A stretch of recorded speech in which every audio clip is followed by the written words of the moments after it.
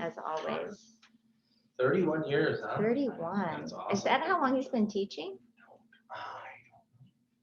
He said he's never missed one, so. Yes. I would guess. Like, yes. You went here when I was- So. To listen to ourselves. Thank you.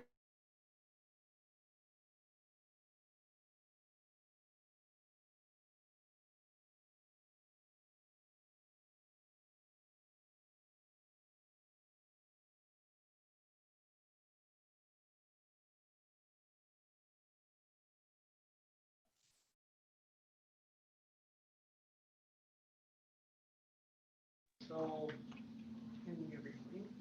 yes, we're live on YouTube and is this a recording? Yep. There, yep, that's recording. Thank you. I'd like to call the meeting to order at 7:45. Roll call, everyone is present, Marina via Zoom. Could we stand for the Pledge of Allegiance? Don't know where Flag it is is. behind me. Oh, there it is. There we go. Pledge allegiance to the flag of the United States of America, to the republic which stands one nation under God, indivisible, with liberty and justice for all. Mission statement: the Viroqua Area School District provides a quality education for all students that inspires continuous learning, positive relationships, curiosity, and compassion in an environment that welcomes diversity while developing respectful and responsible citizens. Any public comment? No. Item 6, consent agenda. I'd entertain a motion to approve the consent agenda. August minutes voucher summary in the amount of $431,236.66 as presented. Is there a motion? So moved, Kim. Second? Second. Any discussion? All in favor, vote by saying aye. Aye. Do you want to unmute Marina there? There we go. Aye. All right. Opposed? Motion carries. Voucher summary 2. I entertain a motion to approve the voucher summary 2 in the amount of $235,019.64 as presented. Is there a motion? So moved, Amanda. Second? Robert. All in favor, any discussion? All in favor, vote by saying aye. Aye. Opposed? Abstain? I Aye. abstain. Donations over $250. I entertain a motion to accept the donations in the amount of $1,500 from the Viroqua Athletic Booster Club for girls hockey uniforms with thanks for their generosity. Is there a motion? Motion by Robert, a second. Second, Kim. Second by Kim. Any discussion? The only thing I can say is the Athletic Booster Club does an amazing job almost month after month in making contributions, and we're very fortunate. I don't know what's going to happen this year with not having the fair and what the financials are going to look like, but we are very, very fortunate. So thank you. All in favor, vote by saying aye. Aye. Aye. Opposed? Motion carried. Entertain a motion to approve the following depositories for school district funds for the 2020-21 school year: Citizens First Bank, People's State Bank, Prairie du Chien, Viroqua Office, the Local Government Investment Pool, Madison, and Wisconsin Investment Series Cooperative, Milwaukee. Is there a motion? Second. Any discussion? All in favor, vote by saying aye. Aye. Opposed? Motion carries. I'd entertain a motion to accept the 2020-21 Activity Code Handbook as presented. Is there a motion? Second? Second.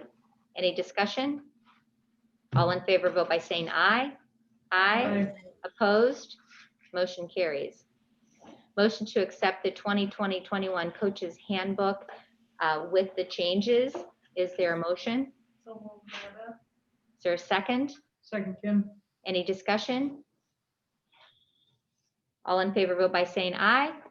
Aye. Opposed? Motion carries. Motion to accept a new scholarship, the Sherry and Rod Getter Scholarship.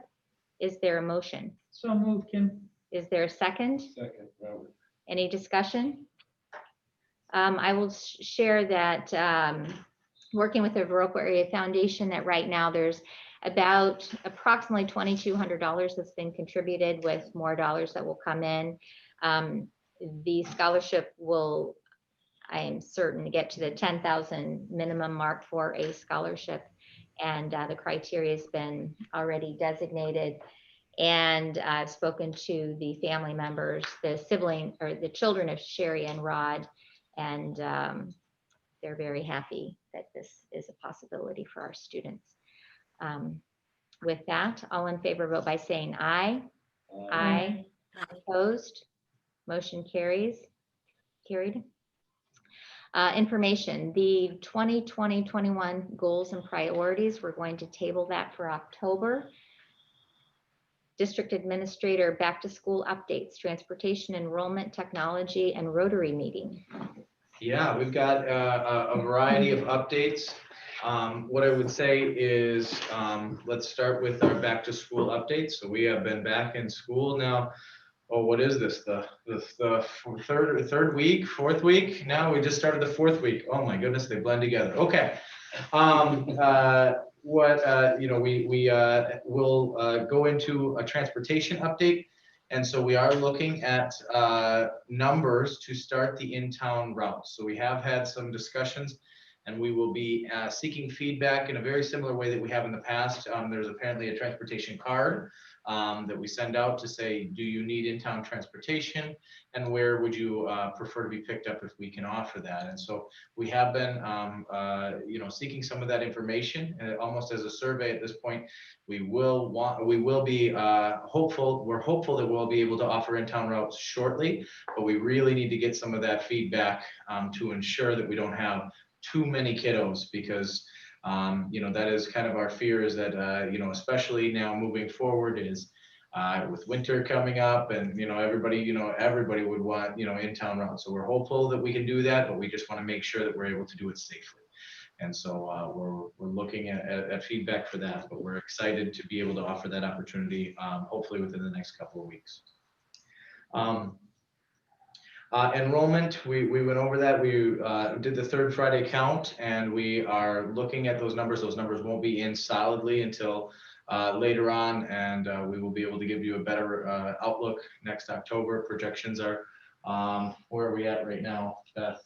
Roughly 1,100. Right around 1,100 right now. And so again, we'll be looking at those to finalize. It's going to be interesting, especially with the federal or the state funding formula and what they do at the state level right now, because there is just so much movement throughout the state, not only with open enrollment, but with homeschool and just the school choice in general is just, it's a little bit of everywhere. And even those that some of that have started the year in one school are still, are coming back and to different schools.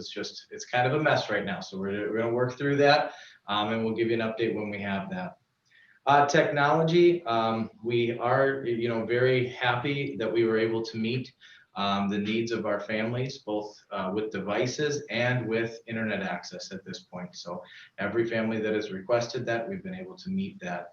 And within that, one of the things that I do want to, give an update on is we are offering a very unique opportunity to our families, especially those that need internet access. So we're actually partnering with, and I'm going to get it wrong, Vernon Communications, and able to offer actually them hooking up internet access, but only to our device. And so what that does is it allows us to give them, a Chromebook, and then it allows us to filter and to sort content to make sure that students are going on appropriate sites, where just like they were in our district. And so most districts are not able to offer that. When they're off campus, they're off campus. And if you're giving them internet access, you're giving them internet access. And so within this does give us some comfort, knowing that we can filter through There is, content filtering already on that, and we can also, go back and ensure that students are doing what they're supposed to be doing on their Chromebook. So very, very cool that we were able to offer that, and not many around the state are able to offer that kind of an opportunity to kiddos. And so we do have multiple families, many families taking advantage of that now. And so again, I'm looking forward to meeting those needs if there are more that come up with families. But at this point in time, we're very pleased to say that we've been able to meet all of those requests. So that is a big shout out to our tech team and Pat Zilke, who was running that. So thank you for that to that whole team. So Tom, Yeah. when you say that we're meeting those needs, Mhm. not every student, how are we meeting those needs? So can you, which So does piece? every student that needs a Chromebook, they don't all have them, do they? They do 7 through 12 at this Okay. point. Yep. Okay. We do have a couple of families that if they had 3 or 4 students at home, they were able to get 2 right away. Okay, But they are also, they have backfilled those now. And so they should be able to, have that access to that technology. And then every request for internet has either been filled either through VernonCom or through Hotspot. oh, okay. That we've been able to provide. And so again, we're thrilled with that. That's not saying that every family has come forward, right, that needs that, but every family that has come forward, we've been able to meet those needs. And we have some students that actually come in and Yes. here on their online days and work too.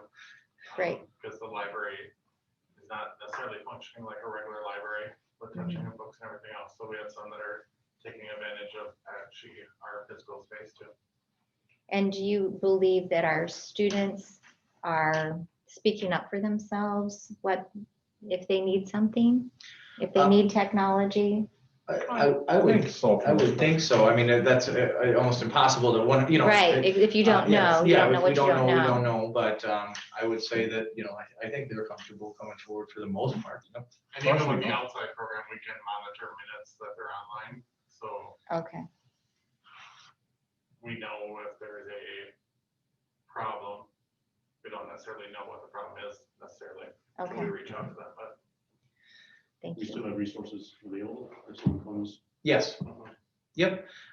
We, with the big technology purchase coming up for the Chromebooks, though that has been pushed back slightly, and I would anticipate, I expect nothing to come in on time anymore, with the way that the supply chains are keeping up with everything. So, but what I would say is, so if we went to a fully virtual option, that would strap us. I mean, we would be really tight there. But at this point in time, we're meeting those needs. We do have some ready to go for any that need that. And then, again, once that Chromebook order comes in, we're going to be able to do pretty much whatever we need to do with technology. And that's going to be very, very cool for our families and very unique to be able to offer that. So we're excited. What's the scheduled ETA?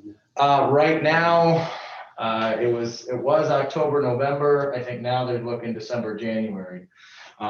So again, not ideal, but And if we did go virtual, something that Pat has reminded us is we have a number of carts of 30 Chromebooks that we have held back and not given those out to keep our education going here too. And those would be available to go out and that would definitely, obviously they would be being used here, so they'd be available to go out and that would help. Yeah, we would just have to get creative, and we would. So do we still have Chromebooks available in K through Yes. 12 Yes. in our buildings? Not as much as we would like, but like Sure. the 4th grade pod is sharing one set of Chromebooks and you've got your Okay. cleaning and disinfecting and everything that goes. Well, that's why with that that's too. why I'm asking the question, Yep. because it's so complex. It's very interesting. Yep, but we're making do, and the teachers have been just so great in adapting. I can't give that group enough praise for the way that they've adapted to this school year. It's been awesome. Thank you. Moving forward to the Rotary meeting, so I was the guest speaker last week at the Rotary meeting. It was exciting to share some of the things that we've got going on in the school. So one thing that I want to do, I want to make note is they still would like to continue the Student of the Month program that they have been doing for years. It will not be in the typical, hey, you get to come and get a good, a good lunch. We'll have to figure out something on our end there, Jason. I don't know, maybe you can, go grab them some McDonald's or something, but, we'll have to figure something out. But another thing that Kiel had actually started with the Rotary Club was the donation of a washer and dryer. And they do have that washer and dryer that they would still like to donate. And so I think that from their mind, or in their mind, they have expressed that the intention behind that probably has changed.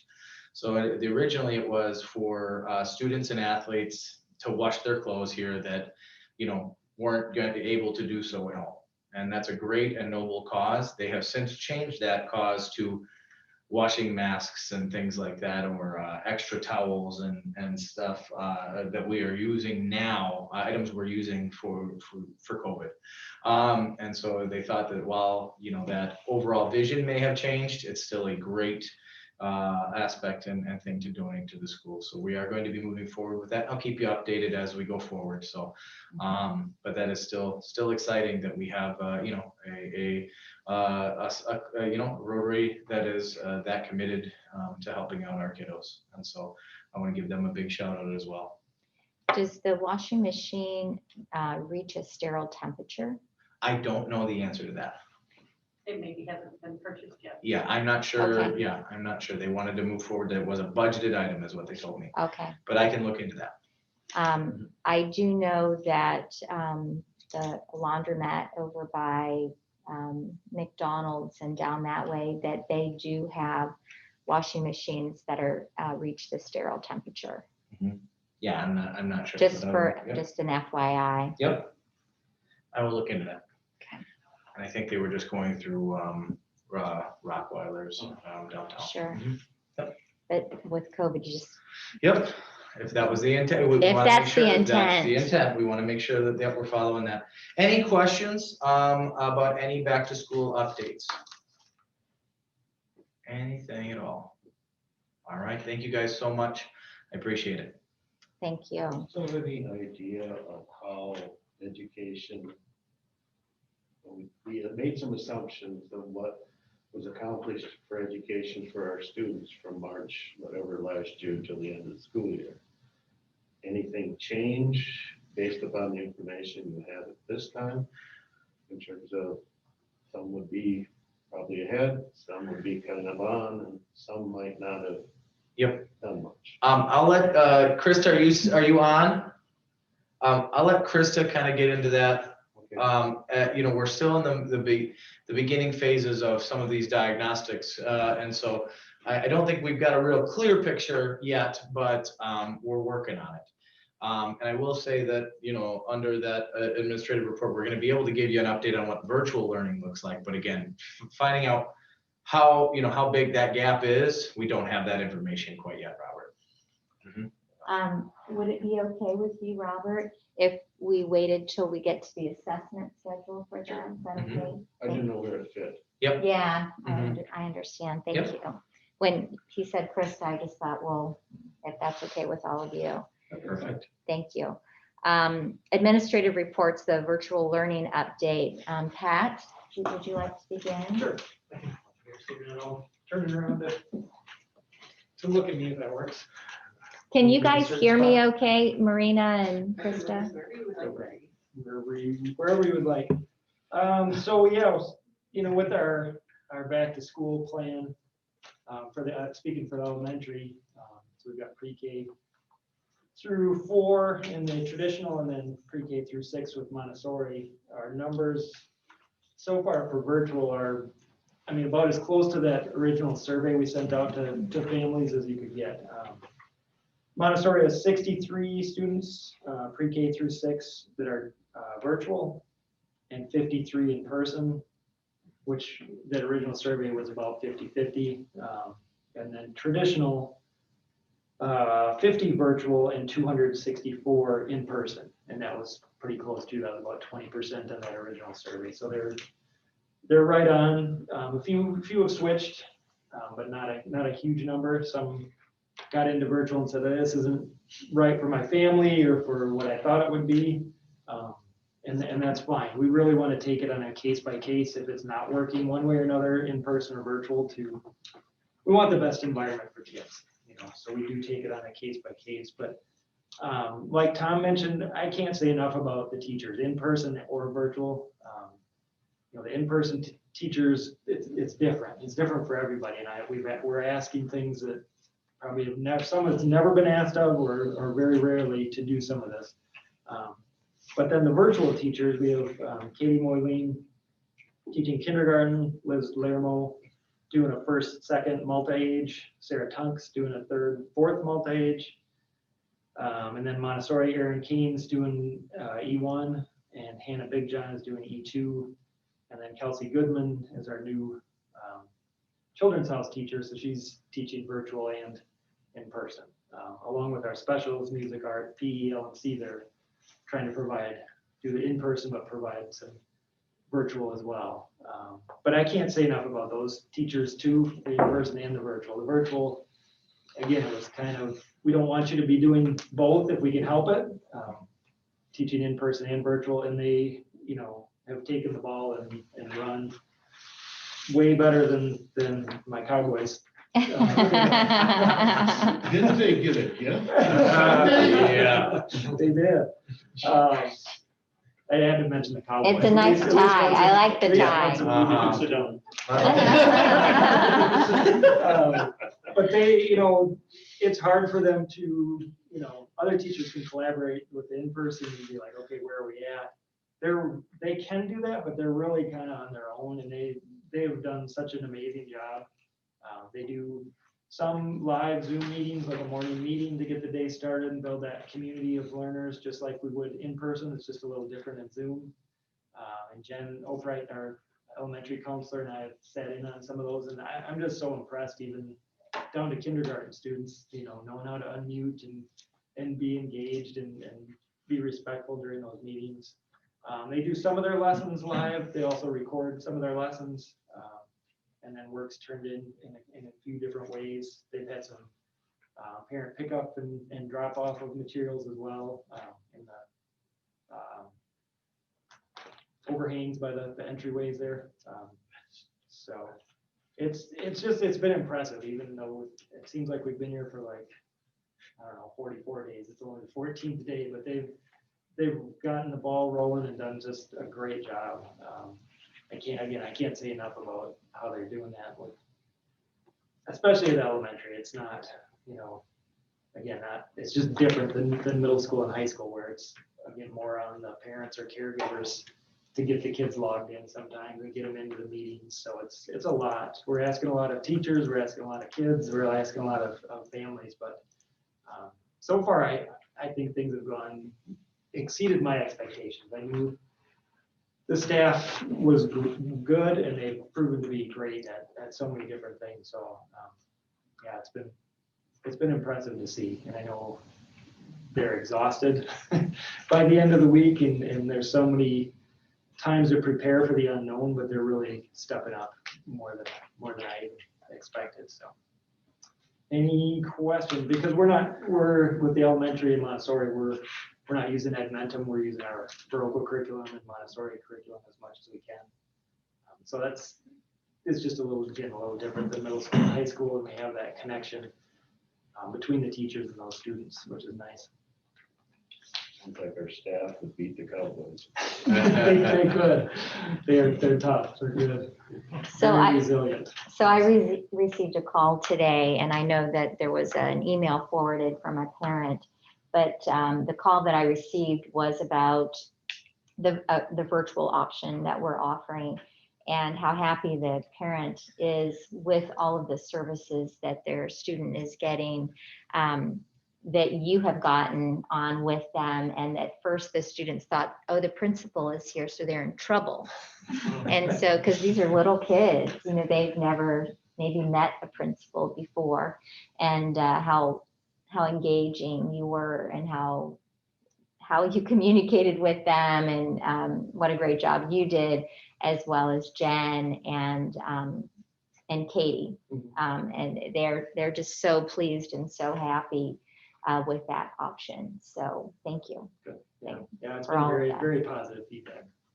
And it's a lot for everyone with your busy schedules to get on virtually with all of these classes at different times too, as well as in the classroom of other places. So thank you for doing that. All right, thank you, Pat. Thanks, Pat. To the team, has there been an uptick in conversations related to the announcements of a positive case? These positive cases? An uptick of what? Just the conversations, are parents starting to inquire about how do I transition out into a virtual setting, or is there any? The first day we had a case at the high school, we actually had 3 people transition in. Okay. So I don't know if there's a direct. Yeah, I have not. Yeah. Personally, I have not. Yep. Yeah. John? Well, it sounds like Rocha's doing a pretty good job of keeping kids separate, so if they do have a case, they don't have 25 contacts. That's very important. Right. So thank you for doing that. So the middle school is a little different conversation because if you think about what Pat just said, and then you think about what Jason's going to say, we have I kind of didn't share my speech. we kind of have both worlds in the middle school. So follow this. So we have full-time virtual students in 6th, 7th, and 8th grade using Adventum. And we have full-time virtual students in 5th grade with Mrs. Steele.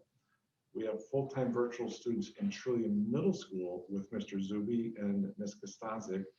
And then we have the hybrid virtual learning days for Trillium Middle, 7th, and 8th grade. So provided by their teachers, local middle school teachers. So in the middle school, when we say virtual, it has a lot of different meanings to it. And I think it is going, as with all the moving parts and pieces and students, it is going absolutely fantastic, I think. Our 5th grade, for example, we recently, just to answer Matt's question, we had a family with a potential scare that just opted to go virtual, and that will be with us. They have a student, all of our middle school teachers, so that is a good thing. We've had some students not like Adventum and come back, and we've had a couple families where it was a little too close for comfort, and so they went to Adventum or whatever. Not a lot though, nothing. Just like Tom said, we're still, even though we're in the 4th week, it's still very early, and there are still too many moving parts to really settle in with the definitive. This really was good or worked or it's questionable. Last spring with the virtual learning, we were caught off guard and we had to go through some pretty intense learning curves. This year so far, 4 weeks in, I have only received 1 email complaint, 0 calls. When we followed up that day with the teacher, with the student, the parents, the students on board, the student fully said, this is so much different this year and better. It's organized, the instructions there. So I'm not sure the basis of the real complaint. It just was, so, but we've only received 1. What are you doing with all your free time? The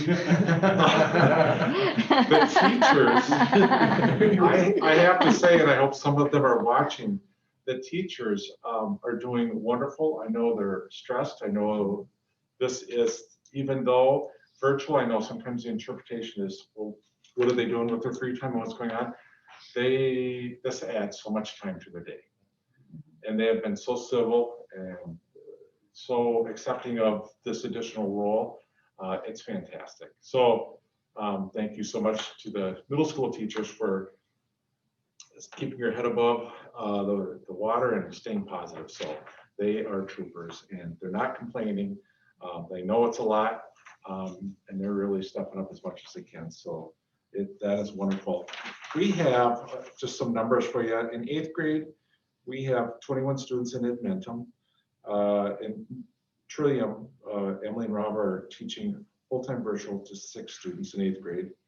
We have 10 students in Edmonton in 7th grade, one full-time virtual Trillium middle school student. In 6th grade, we have 22 in Edmonton. And in 5th grade, we have, when we started the year off, we had 12 and we're up to 16 in 5th grade, Mrs. Steele has. And the nicest thing about 5th grade is we've had some students miss some days. So Mrs. Deal has been so cooperative. She'll bring those students under her wing for a week or two. And then when they're back in with the regular teachers, then they go back. So that's worked out really well. Her flexibility has been fantastic and it's worked out really well. So any virtual learning questions for the middle school? Any challenges being a virtual principal? They're coming up. And just to address that, how do we know there aren't technology? I mean, and, you know, Kim's a long time person who's worked in education. Getting students to engage in the process of learning and keep them involved in the process of learning is tough. It's tough for in-person. It's always been tough. Pre-COVID, it's been tough. It's very challenging. The amount of effort a teacher really puts into motivating and inspiring a student to be engaged in learning, because we do have a fair number of students who really, education isn't their thing. They won't go on to college. We're required to teach them. They're required to be here. So there's always this push-pull motivation thing, and none of it really works. So you have to continue to be creative. It's a very difficult process. So yes, that's the challenge that's right around the corner. We're 4 weeks in. There are some students who are engaging well, but this is about the time those students who are not that enthusiastic about education begin to say, this is getting old. And so those wheels start moving. So that's the challenge right around the corner. We had a student service meeting today, and we talked about how we're going to approach it differently this year because of virtual and hybrid, et cetera. It's just a real different approach. So. Yeah, thanks. Thank you, John. Very complex, obviously, and thank you for your leadership in the building to engage our teachers and staff and meet their needs. I don't know that that's something we talk about a lot, but meeting the needs of the teachers and the staff, virtually or not virtually, obviously that's something that we might have to look into a little bit more into the future. As they say, winter is coming. So, Jason? Well, before I get into the regular thing, I would also pass on though from the staff to the board. They are very appreciative that they have the time. You know, there's other schools out there that did not give their teachers a significant amount of time to do the online properly. So they're very appreciative with that. They're appreciative with the model that, you know, we can, like I think Robert said earlier, we can distance the kids out well, which in the end run will keep more kids in the classroom probably as long as possible. So at the high school, we are less than 20% of the kids chose the full, currently are in the full online option. They're all virtual students because they all get some days, but less than 20% ended up with the full online. And then the hybrid's over 80%. I think one of the unique things with that is just the sheer communication, and John and I try to make sure our schedules match up and let the teachers know which days they're happening. We are so happy that we're in 5-day weeks now because it's so much more simple when you get into 5-day weeks and you can get into a regular type of schedule. But with that said, I think sent out an email today just letting everybody know that there's a 4-day week at the end of October and how we're going to handle that one so people can plan ahead.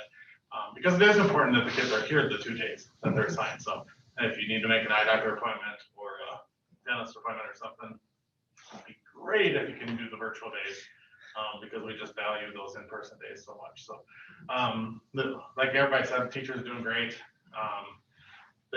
That first week we did all 4 days they had kids and they did not have an online day.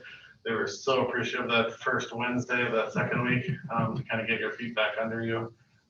Because to do it well, you need time. You can't just half-heartedly do it at the end of a day. know most of you, if the last like 45-minute your work day is your most productive.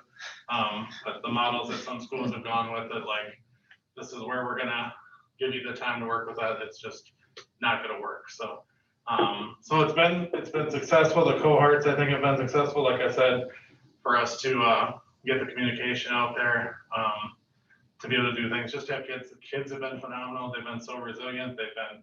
They know, not that it's a gift, but that if you want to keep this way, you got to follow the rules.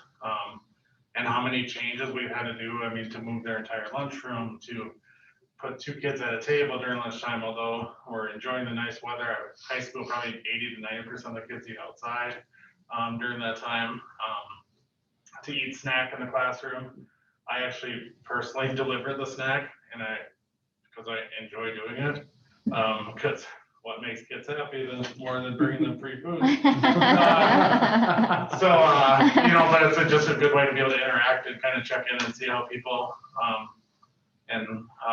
you know, just to try to go with the flow. I mean, we all know we're in the middle of a pandemic, and we just want to make it a little bit better than it is, and whatever way we can do that. And like we've said all along, to educate them as best as possible in a safe way. And so I think, you know, like we said at the annual meeting, the fact that other schools are looking at switching to our model, it may not be perfect, but we're educating kids. So. It's working. Yeah. Are many of our teachers, to all of you, are they recording their lessons then? And then on those off days or virtual days, then others can watch it? Can they watch it over and over and over again? Is that We have some doing a happening? variety of things. A lot of my teachers record a lot on the Wednesdays. So the pure on day line, they're doing a lot of recordings. If I run into them in the hallway, they're usually telling me what they're going to record in their room. Although it's amazing on the Wednesdays in the high school, there are not teachers in the hallways. I mean, there's so much to do that they're in the classrooms and connecting with kids. And we also, since we took away resource, a lot of our meetings with students, like our student council meetings and those type of things, we've kicked to the Wednesdays. Just because we don't want to take away any class time from different things. So yeah, there's a wide variety of ways that we're kind of trying to meet the needs and be as safe as possible. And different classes lend themselves to different types of learning more than others. So Thank you. it is complex. So. Thank you. Kathy?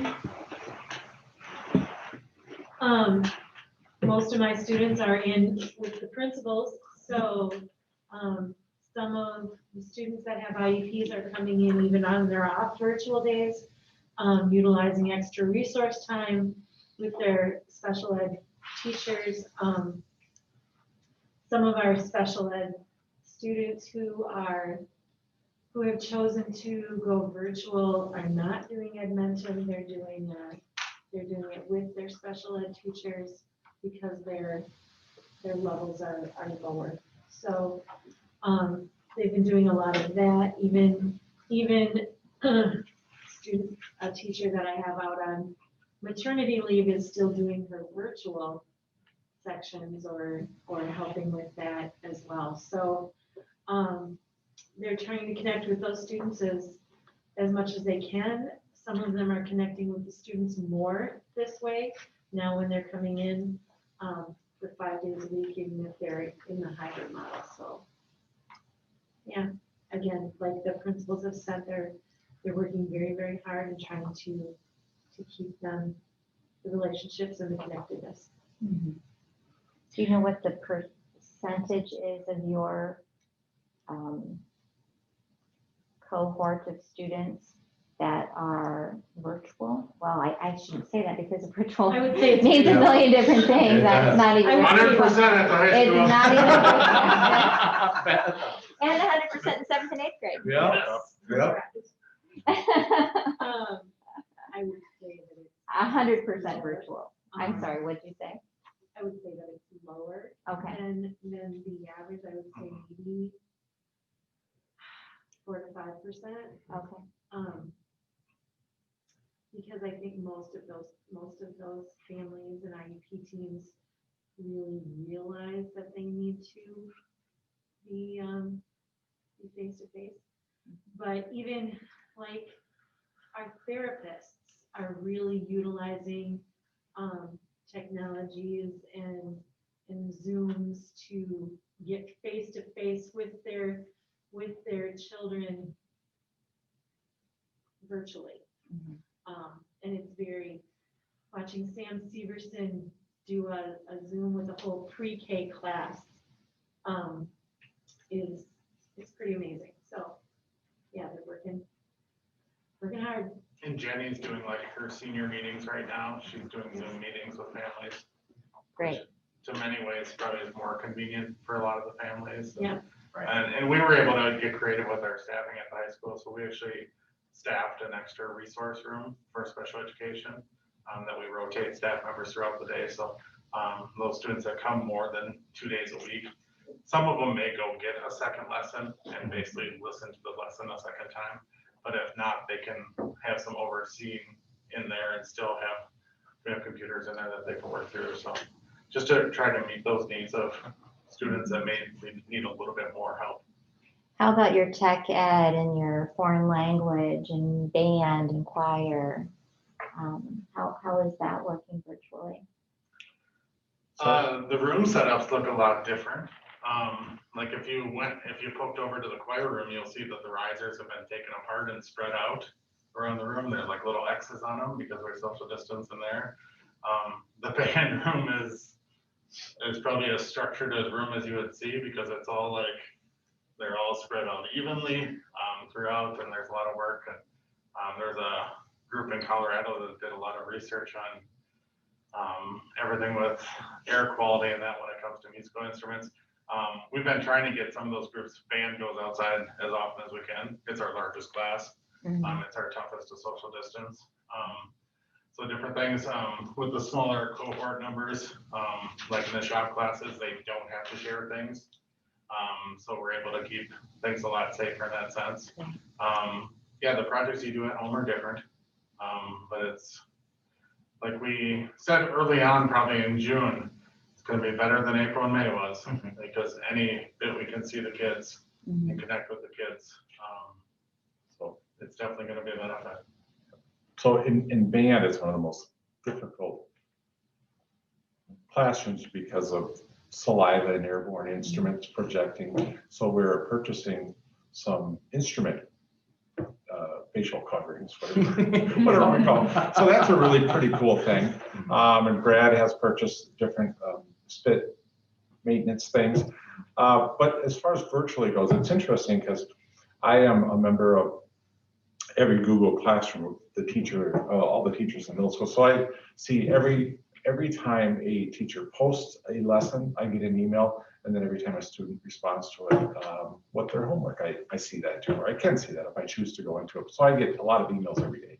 But like for band, for example, specials is interesting because it's just not one lesson. Brad has to do a woodwinds lesson, percussion lesson. He has to do lessons for each part of the band. So his lessons, they're 5 to 12 minutes long, depending on the piece and the passage, whatever. So every teacher, the theme and the process of their virtual lessons varies. And it's pretty neat. So like a typical Screencastify lesson you're talking about, most of them has a little picture of the teacher talking in the lower screen with a visual of whatever they would otherwise be projecting, or the worksheet or whatever it is, and they're talking through it and over it. And they have transitions in their lessons, so they might talk for 10 minutes and then have the student engage in some other learning, whatever it is, check out this worksheet or read this, whatever the supplemental piece is, and then they come back and teach again virtually, but screencast by recording with their face. And sometimes their face isn't there, and it's just them talking over a piece. And so it's kind of all over it. It's really pretty neat to see. In a lot of the classes you mentioned, we treated our 5-day online kids very similar to a pure homeschool kid. So we have a lot of our 5-day online kids that come in for a class or two, and they come in for band, or they'll come in for choir, or some will come in for tech ed class. And so it's interesting, and we try to stagger so that we can still keep our social distancing as much as possible and keep everything safe. But kids still have that option that if they want to do their core things, they can still come in and do those things. So.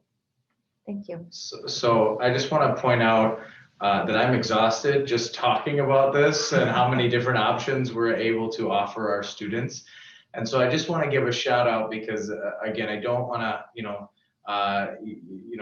get their heads too big, but the administrators sitting in this room have put in countless hours of organizing, trying to get this right. And so if we just are talking about this, and if it seems like they're proud of this product, they are, right? And we are extremely proud of all of these things that we're able to offer our students. And again, this has been a very interesting summer and September, but I want to make sure that we're bringing that back. All of these things we didn't offer last year to our students. Every single one of these things that we've talked about was not an option for our students last year, and so it's exciting. It truly is. But when you do 2 months of planning, like 50 hours a week, you hope it works. The only thing I can say to that, Jason, is look at all of the districts that have had the same amount of time and haven't figured it out as you all have. That we're figured it out. supposedly ahead of us for a while. Exactly. And like we're saying, it's not that it's perfect, but No. we'd like to think we put a fair amount of thought into it, and hopefully it's meeting the kids' needs. I have a question, and you can't answer, maybe what somebody, a psychologist or counselor could answer better. But the stress level, yes, for the staff, students also. So how are we meeting that need with our students? It's Maybe it's something for Yeah. the board meeting. Yeah. it's kind of interesting because it depends on the student. I had it was secondhand I heard, but there was a family that was concerned about their student last spring, and basically said now that they're back, it's like back to normal. And that's probably not going to be the case for everybody, and it is different. We're not gonna, we try to keep things as close to normal. It's not the same. We have homecoming weeks coming up. It's not going to be the same, type of thing. But I think in our world where we've had things turned upside down for the last 6 months, any normalcy is probably healthy for people. So I think, just trying to meet those needs. The nice thing is class, in grade 7 through 12, you have the smaller class sizes, so you're getting more individualized attention. You can't be the introvert in class anymore. And, I'm not going to participate in this class discussion when there's 6 kids in the room. I mean, you can't hide in the back of a classroom. So I think, just trying to meet those needs, and, I think it's still even more of a challenge for the 5-day online kids. How are you making sure that those needs are met, and, just trying to communicate out with the families, and, because at the end of the day, we're still in the middle of a pandemic. So it's, just trying to meet those needs and meet those social emotional needs. That's a common theme in the student services meetings. How are they meeting them? Those counselors and psychs are still reaching out to those kids, sending out mental health awareness and things like that as the time goes on. So they're working on how to do that. Yep, we also have MOUs with multiple outside organizations to actually use our property and meet with kids and offer counseling that they would otherwise have to travel for. So it's almost, hey, we're providing that space, that safe space, but then they're able to do that. We're also able to provide teletherapy to students that we've never been able to before, especially students with attendance issues. So I think that again, one of the blessings in this is that we have, embraced this technology to a level that we can offer things that we haven't been able to before. We do have an outside organization that is looking at putting in their own unit within our buildings so that they can increase their services through that telehealth to our students and offer a much broader capacity capacity to see more kids. So we're extremely excited about those partnerships. And I think just trying to be intentional. I mean, if you come by in the morning, you'll normally see a bunch of us outside greeting the kids coming in. Tom comes over numerous days. Eric and I, a lot of times, are greeting the kids coming back from lunch or greeting them when they go, you know, just trying to make that connection, get that feel for how they're doing. And the more you're with them, same with, you know, delivering the snack. I mean, just trying to get those type of connections. And the more you connect with them, the more you can tell if they're off or having a rough day. And it's easy to joke around about different things because, you know, like A group, Monday morning, we're greeting them, and, you know, Tuesday afternoon, we're saying, have a great weekend. Or the second week of school when they were here for, you know, the one day in person, it was, you know, so just to try to make those type of little connections and let the kids know that we're excited that they're here, and that's what we're out here for. And so the virtual, if a student is 100% virtual, are we reaching out to each of those students, just asking the question, how are you doing? Or, yeah, Yep, the connections are being made with each student. that's right. It's amazing, isn't it? What they're Yeah, able it to is. do. I didn't know that. That's fantastic. They're still our students. Oh, absolutely. But how are you doing is a different conversation. So, You know, we sit here with the COVID, the epidemic, the pandemic, and then there's a lot of other things going on in society and election, and there's a lot of stressors out there for families and students. It's going to have to be continue. It's going to have to continue to be at the forefront, right? You know, over the next, you know, it's for the foreseeable future, for sure. Well, I think you said something, Tom, about, you know, taking care of the student, and then the learning can come. Yep.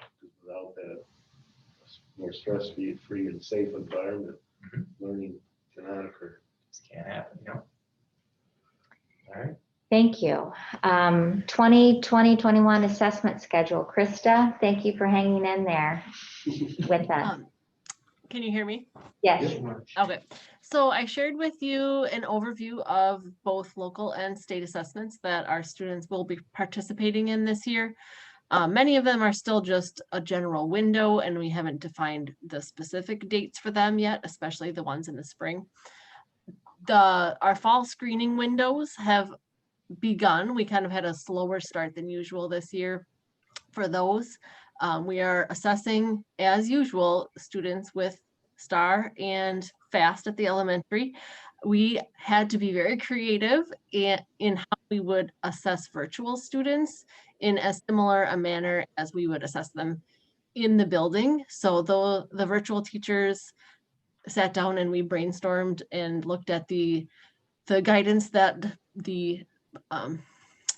that STAR and FAST provided as to best practice for administering those remotely, and they say they're going well. That they have either an individual or a group Zoom to facilitate the assessment so that it recreates the atmosphere or the environment that they would be doing that if they were to be on site. So that was really exciting to see them come up with a solution to still get that information about students. And yes, we do have some information coming in about students already. We don't have all of our data in, so we can't give a definitive answer as to what students are looking like right now, but we do know in a normal fall, students will come back with a wide range of needs, but we know for sure this year it's going to be even a wider range as to what students need, just based on how much they were engaged in the spring and over the summer as well, if they were or weren't involved in the learning. So that's what I what I have for our assessment plan. I have taken over the assessment coordinator position this year, and so just an update about that. I've met with each of our school assessment coordinators, and those would be the school counselors at each building, just to get their take on the overview of the assessments that they're involved in and their role in that, and to see what types of things that they might like to take off their plate and allow me to help them with. So this year it's really going to be more of like a partnership where I'm working alongside them and learning about their roles and the assessments that I'm not as familiar with, and then transitioning to release some of those responsibilities that they would like to, they're ready to give back to the coordinator. Any questions for Krista? So I just want to respond to Robert's initial question. October 2nd is our window, the close of the window. So we will have, and then it takes us a few days to go in and study or whatever. So we won't have any true information until October 2nd. So I guess as a board member, I'd be interested in knowing if there's something that we need as a board to provide so we can close those gaps. Yep. So what we can do to be supportive. Mhm. So just to reiterate what Krista said, and she said it really well. So we have all our virtual students, and we use the STAR reading and STAR math for that's our progress monitoring, or that's to try to live up to the board goal that you guys set. And Krista has, I don't know what you call it, done this so that the virtual students can take the STAR test, so that we are including as many students as possible. So it's just not the in-person students taking the STAR assessment, it is the virtual students as well. So, and of course there will be a few students who just don't. So, and we have students that are absent and don't take it on a normal year, pre-COVID year. But so hopefully we really capture the essence of all of our students, virtual and in person, because Krista and the school counselors have figured it out, and so we'll do that. Yeah, and I'm going to give a shout out to Krista, and she's going to yell at me for this probably, but that's okay. So Krista's been offering support constantly, and I just want to share a line of what she shared with the teachers this last week. You are amazing. So it was an email titled Balance, right? And trying to find the balance of, we've got these kids that have so much need, right? And we know that. But we also have, things to get through. And so she just said, give yourself permission to follow the kids instead of a manual. And I thought that was very powerful, especially in this time when teachers need those reminders of, the teachers are checklist people, right? I need to get through this, and this. And at this point in time, we really need to focus on those big, rocks, those big cornerstone pieces within the grade levels, and accomplish those to the best of our ability. And I think Krista's doing a fine job at doing that. So thank you, Krista. You're welcome. Krista, we had the program Read 180. Mhm. Are we utilizing that still with the assessments that you're taking on? No. No, from my understanding, as of last spring, it was only going to be an intervention for some middle school students. John, I'm not sure if that was purchased in the end. I was not involved with that. So the expense is huge, and we have a few seats licensed that we may use for intervention, but right now, and with the nature of our students, we have opted to just wait. Okay. I just remember that there was a lot of emphasis on Read 180, and that it was a great tool to be able to bring, to create student growth. So that's why I was wondering about that. And then with EduClimber, how are you utilizing that with the assessments? I know my understanding is that using that tool, you can do daily assessments to see the students' growth. So is that something that you can also share, or not necessarily? We haven't gotten to that point yet. Okay. We are still at the point where we are getting really good at wrapping our minds around the screening and the bigger assessments, and looking at sorting data different ways and looking at it with the larger assessments. But yes, it does have the capability to add and monitor the more formative or the more weekly or classroom-based assessments too, but we haven't gotten quite to that point yet. Okay, thank you. So thank you for all that you're doing, Krista.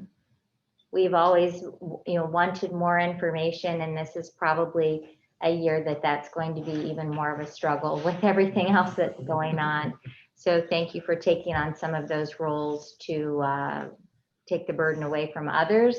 And yet hopefully you're not taking on too much that it becomes a tremendous burden for you. So thank you. Thank you. The next topic is fall co-curriculars, Jason and John. So all fall sports are up and running at this point.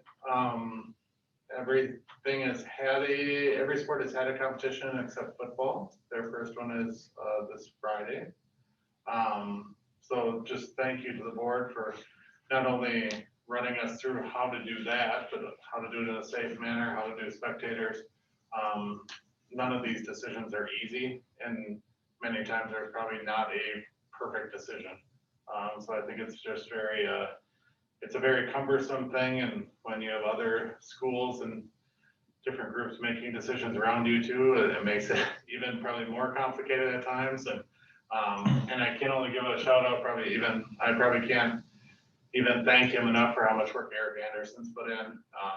He's in essence done the schedule twice and will continue to do the schedule twice all year, type of thing. And not only do that, but also help develop a lot of the protocols and things, the logistics that normally you just had to let people in, type of thing. So the COVID world has definitely complicated a lot of things. We have good numbers. I think high school wise, we have over 100 athletes out doing a variety of sports. So it's the kids are out doing things. And I think one of the things during this pandemic is the more athletic and healthy kids can be, probably the better off for them too. And spectators have been, I think, Vicki mentioned, even being at away events, the Baroka parents do a really nice job. And so I think a lot of people are doing what they need to do and following the protocols that are in place to, because nobody wants to lose the sport too. I mean, the kids lost sports last spring. And I don't think anybody wants to go through that again unless we have to. So it's good to see them. It's good to be about. We hosted conference tennis last weekend here.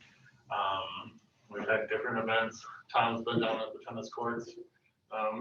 We were doing just around and at different events and things too. So to see the kids out practicing and doing healthy activities.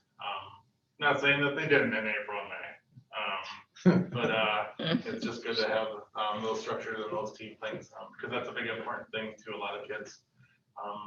School adventure and memories too. So yeah, I think things are going well. Homecoming, we commented homecoming weeks are coming up. We're actually going to do 2 weeks because hey, who says we can't? It's COVID. So we're going to do 4 dress up days, and the Monday, Thursday, the first week can be the same dress up day, and Tuesday, Friday, and so we'll do some variety. And the student council kids chose the theme this year of safe self-care season is the homecoming theme that they came up with. So obviously a lot of traditional. There will not be, Kim, we will not need you for Rubal. Didn't think I could get that through the county. No. So if you've ever seen that, there's about 400 kids on the court at the same time. There's no social distancing with that. So, so we'll try to do a few things, but we want to at least keep the dress up days and, keep some different activities. Like I said, the goal is always to keep things as normal as possible, but at the same time, keep safe. So, kids are doing great, and it's great to see them out there, and a lot of kids enjoy doing athletics and different co-curricular activities. So. How about anything with the arts, theater? Yeah, I actually just talked to Pam, I think. Kalinowski. Yeah, it might have been today, and we were just talking, let's wait until the spring, kind of see where that is going as far as that goes.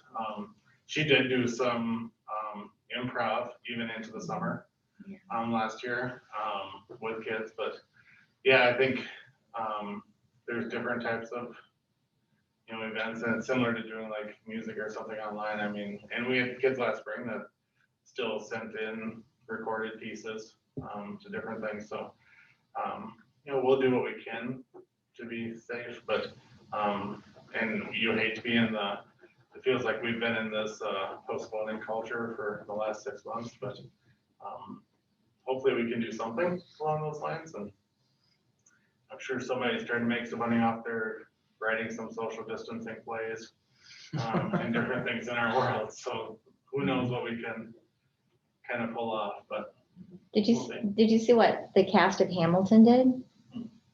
So they had all of the actors on a screen, and they came in one by one, whatever the song was that they were singing. And then you saw all of them together on the screen, and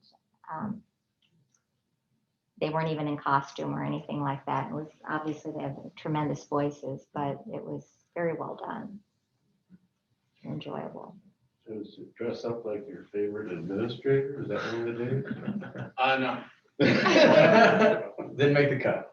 not unless they consider me a hero.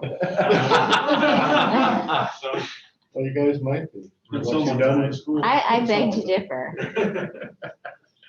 You might be heroes for what you've been able to do. And Yeah, everybody's in it together. Like I said, from you guys making the decision all the way down to the students following through on the protocols to try to make it all work, so. Absolutely.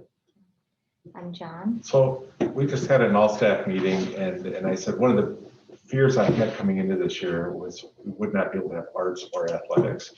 And when you think about our whole system here, existing without those two things was one of the things I was worried about, and I'm just thankful they both are happening. So that's a wonderful thing. For volleyball, we have Amy Clements and Carrie Yetri, who have stepped up to coach volleyball, and we have 19 eighth graders and 8 seventh graders for a total of 27 athletes. So that's a nice number. In cross country, we have 5 students in 8th grade, 2 in 7th grade, and 6 in 6th grade. And then we have 2 Pleasant Ridge students coming over. So we always welcome Pleasant Ridge students in our Friday sports. So that works out well for a total of 15. So, and I think tonight was our first volleyball game in Westby. I'm not sure how they did, but in cross country, I think they will have their second meet this week, I think. So That must be. so on Thursday, so it's good. I think we're off to a good start. And again, I'm just thankful for you guys and thankful for Eric for holding this together. So we're worried about varsity sports, and I'm just thankful middle school sports got to happen on. So Does Pleasant Ridge require masking? I don't know what they Yes. require over there, but we require them to follow all the rules when they come over here. I was just curious though there.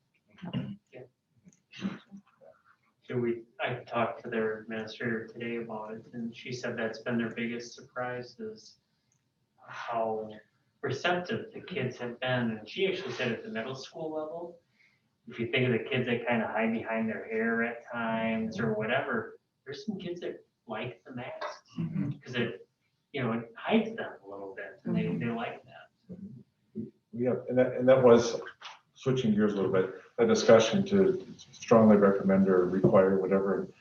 I wasn't really worried about it, but no issues. It's awesome. No. Students and parents are supporting the mask, and all, it is wonderful. It is a non-issue. Well, I always had a huge zit, like right on my nose right there. So it would have been tremendous to be able to wear one of these when I was in middle school. Braces? I mean- Braces, absolutely, absolutely. All right, well, thank you. Food service meal program, Mike? Yep, that's me. So a month ago, at our last board meeting, we did not know that the summer food program would be extended. And actually, I think if I remember right, was it the second day of school? You guys remember? I think we found out the day before the first day. I think it was the Monday we found out. We were able to basically serve all of our meals under the program, but we weren't able to, promote it with the families and everything like that until, we found out. And from day one, again, it amazes me, Christy and her staff's ability to shift gears, adapt, and then move forward in a very positive way. I was going into the year very much concerned about our food service operations because our labor was going to, per meal was going to have to go up. I mean, we're serving individual meals in, basically a non-cafeteria setting. So our packaging and our labor to prepare those meals was gonna go up. And I also knew that our revenues were gonna go down because, high school students are here 40% of the time and not here 60%. And how would those numbers all work out? In the end, it was concerning. Christine and I had, and then we had we got this back. So then, her focus had to shift and how are we gonna do that and get the meals served? And then also be able to offer to our virtual students and those that could use this.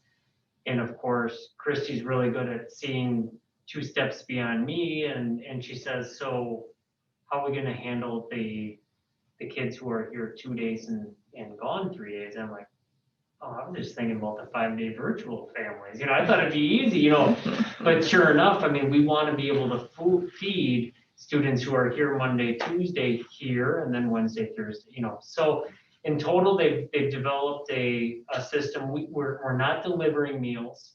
I don't believe, Beth, we're delivering any meals. It's all on a pickup basis. Right now, we have 97 families that we are serving. When I asked their meals per week, and how home, Beth said 206 and Christy said, well, it's a little difficult because we've got some going 3 days, some going 5, and in some families, we've got some going 3 and some going 5. I mean, it's crazy. That's breakfast and lunch. So it's about 213 students right now receive meals. There will be 5 more added to that list tomorrow. They've got a real nice system set up. 2 pickup times on Wednesdays. They pull up, they don't get out of the car. They identify the family and then they have it pre-ready with, okay, I need 5 breakfasts and 5 lunches or, for 2 kids and everything. They give them a box, boom, it's in and they're sending them on their way. It's been really, really good. And then I would assume our participation in our hot lunch program here with not having to go through the charging process has allowed some families some much needed relief.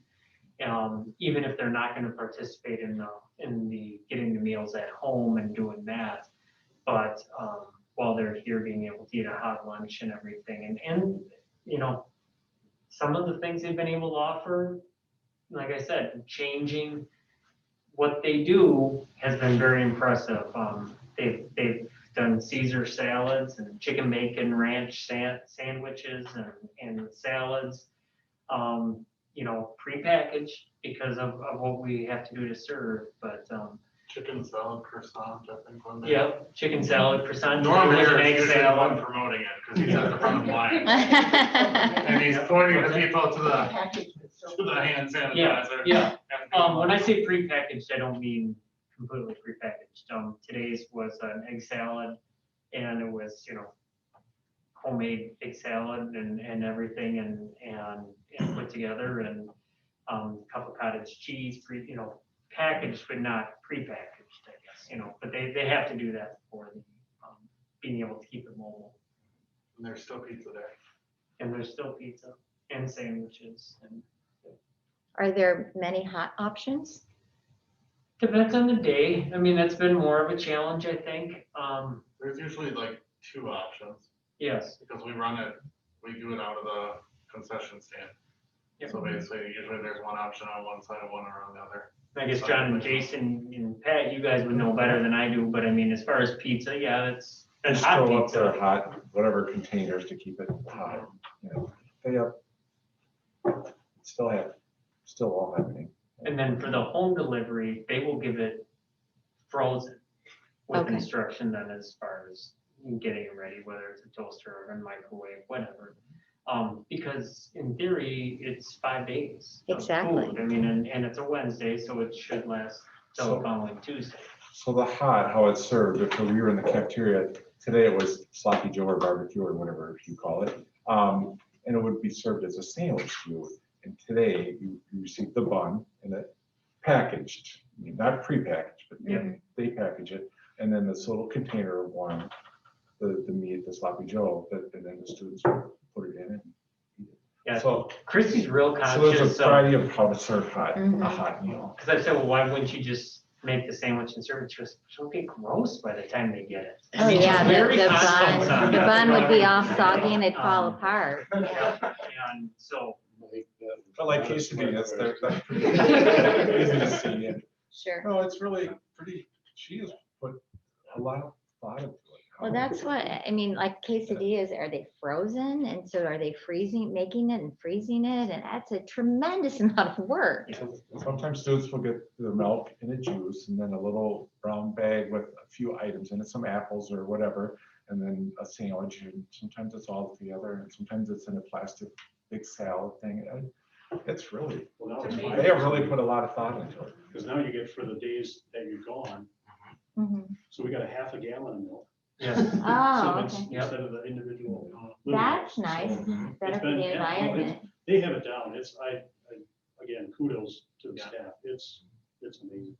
The systems they do is just amazing. Sampled a couple of times.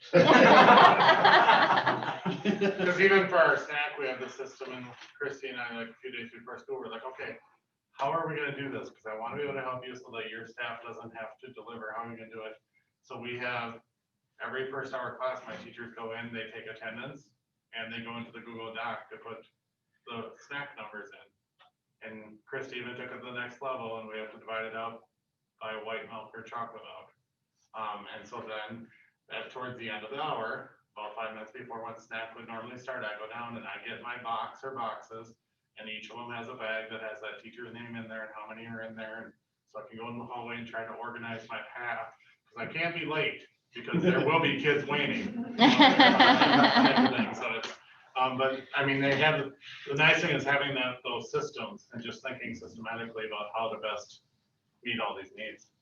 Reminds me of elementary school. well, and then the That's what they did in elementary school. You take the attendance and. And then in the elementary, they also had to adapt, and, you know, they get their milk counts like they always have. But I mean, they've got all their little whiteboards out there, and they have their numbers and everything, and they've tried to standardize it so that the staff can help deliver it. And I think, Pat, you would agree it's been going really smooth. But again, the food service has done amazing, you know, because it's a kind of it seems simple, but it's a pretty complicated system there. You get your lunch choices and your milk counts for snack and get it all going by, 8:15 in the morning. Yeah, they do an incredible job. And the teaching staff too. And the teaching staff too, get to adapt to get that into, to see who's, attending and who's taking what. And there's menus out and about, so they know, because I think it was today when I was delivering, the kids are like, I want my city buns. Because it was like city bun day coming in. I hadn't even opened the packages. I didn't even know what was in there. But they were ready for whatever I was bringing.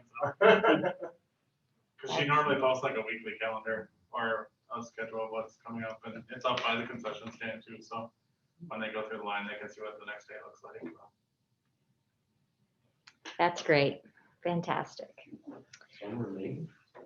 Pardon me? Summer maintenance now, Mike. Some, again. that's right, summer maintenance. Summer maintenance, I guess the biggest thing, everything, obviously, since the last meeting has wrapped up and we're rolling, but we are starting to get some of our maintenance items that were back ordered. We got a nice shipment of nitro gloves that should set, I believe, our custodial staff up with those. We actually, when they were so back ordered, we shifted to a kitchen glove for the teaching staff to use in cleaning their tables and stuff. And that's actually, I think, worked out very well. And for subs, we'll get them some nitrile in, that they'll get handed in the morning so that they don't have to share gloves. But otherwise, that's went really well. We've gotten all of our misters now, our 6 handheld misters, which really do a nice job. In the last week, we've used them in our deep cleanings of the different rooms that we needed to do the deep cleaning. It provides, if I sprayed this, you wouldn't even see it unless you went like this, and then you could then maybe see the vapor on there, but it provides just a nice little thin layer to allow it to disinfect as you go. And it still will need to be cleaned at some point in time, but disinfecting goes a lot better. The needlepoint ionizations, I know are completely installed at the elementary, and I think I'm just gonna throw a percent out here, like 80% installed in this building. Unfortunately, I can't tell you how they're doing because there's really nothing you can tell until they get running and rolling. And if we start saying, geez, I think I feel better, or I think, whatever. But if they're operating right, we're not gonna know that they're really doing anything. But they are installed, which I feel a lot better about. We wanted it by the start of the school year, but they were back ordered also. And actually ours came in about the same time the other 2 area school districts that had done it were just getting theirs wrapped up so that their crews were able to move right into ours, and it worked out well, so.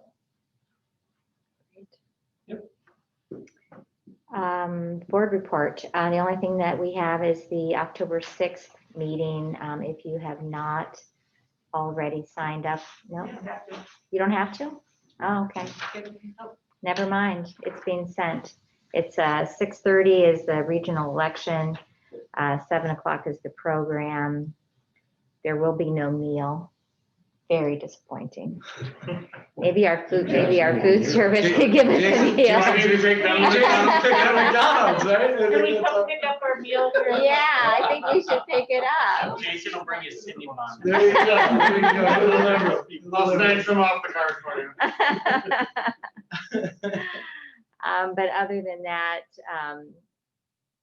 the only thing that I can say is that working with Tom and the administrative team has been fantastic. I feel very fortunate that we have the leadership in our district that we have today. And I'm also going to say thank you to Beth. Beth is marvelous. On top of everything, her job has obviously increased tenfold. And I want to thank her for everything that she does. So with that, motion to adjourn. So moved. Second. But I did have a question, the board workshop. Yes. Hundred maybe. Yes. What is that? The board workshop? Yeah.